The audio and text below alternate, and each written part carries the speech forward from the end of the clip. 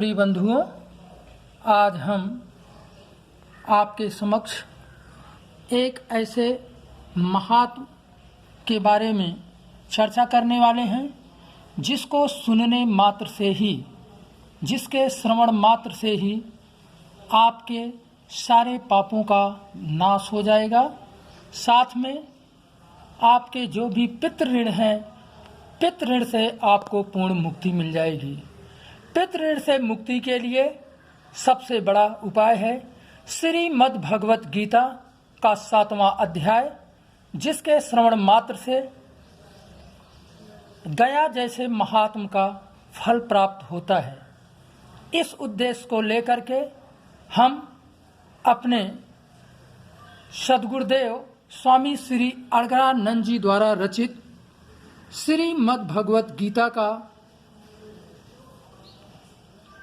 भाष्य यथार्थ गीता, जो 5200 वर्षों के लंबे अंतराल के बाद श्रीमद् भगवत गीता की शाश्वत व्याख्या है।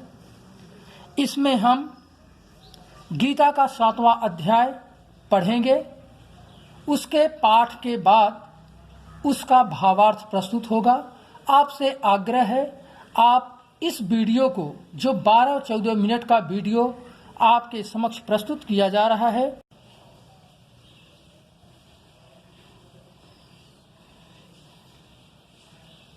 बोलिए श्री सद्गुरुदेव अलगरानंद जी महाराज की जय।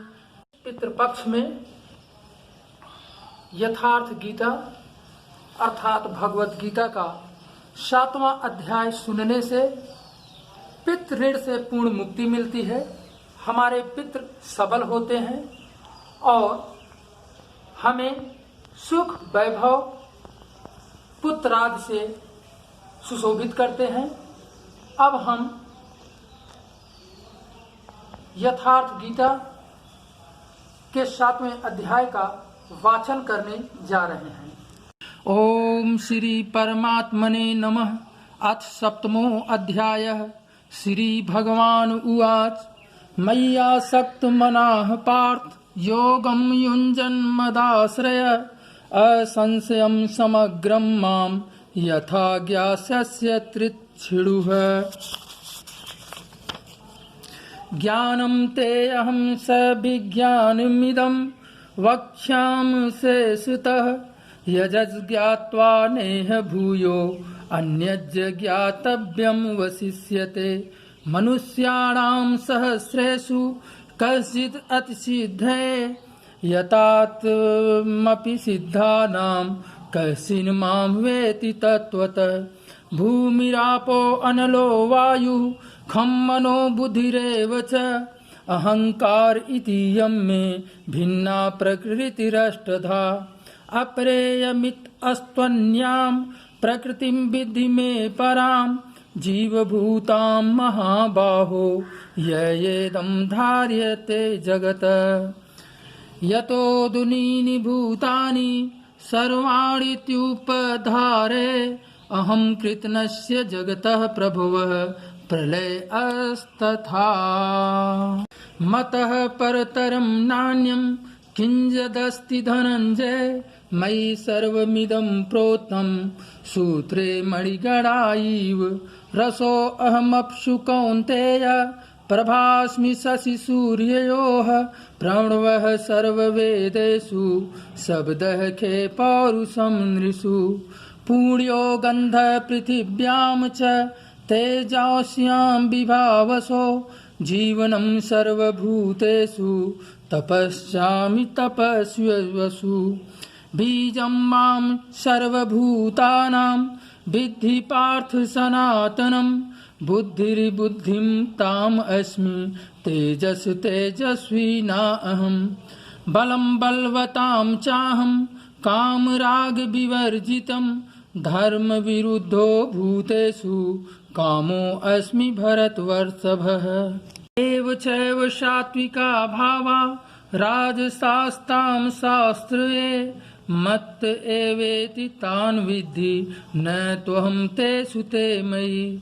त्रिभिर्गुणैर्भैर्वैर्भिः सर्वमिदं जगत् मोहितं नाभिजानाति मामेभ्यः परम् अव्ययम् दैवी द्रोषा गुणमयी मम माया दुरत्यया मामेव ये प्रपद्यन्ते मायामेतां तरन्ति ते न मां दुष्कृतिनो मूढा प्रपद्यन्ते नराधमा मायाया अपहृता ज्ञाना आसुरं भावम् आश्रिता चतुर्विधा भजन्ते मां जनाः सुकृतिनो अर्जुन आर्तो जिज्ञासुर अर्थार्थी ज्ञानी च भरतवर्षभ तेषां ज्ञानी नित्ययुक्त एक भक्तिर्विशिष्यते प्रियो हि ज्ञानिनो अत्यर्थम् अहं स च मम प्रियः उदाराः सर्व ये वैते ज्ञानी त्वात्मयो मे मतम् आस्थितः स हि युक्तात्मा मामेव अन्युत्तमां गतिम् बहूनां जन्मनामन्ते ज्ञानवान् मां प्रपद्यते वासुदेवः सर्वमिति स महात्मा सुदुर्लभः कामैस्तरैस्तज्ञानाः प्रपद्यन्ते अन्यदेवता तं तं नीमा माम् अस्थाय प्रकृत्या नियता स्वया यो यो यां यां तनुभक्तः श्रद्धया चित्तुर्मिच्छति तस्य तस्याचलां श्रद्धां तामेव विद्यामहम् स तया श्रद्धया युक्तस्त स्याराधानमीहिते लभते च ततः कामान्येव विहितान् हि तान् फलं तेषां तद्भवत्य अल्पमेधसां देवान् देवयजो यान्ति मद्भक्ता यान्ति मामाप् अव्यक्तं व्यक्तिमापन्नं मन्यन्ते मां बुद्धयः परं भावजानन्तो ममा अव्ययम् अनुत्तमम् नाहं प्रकाशः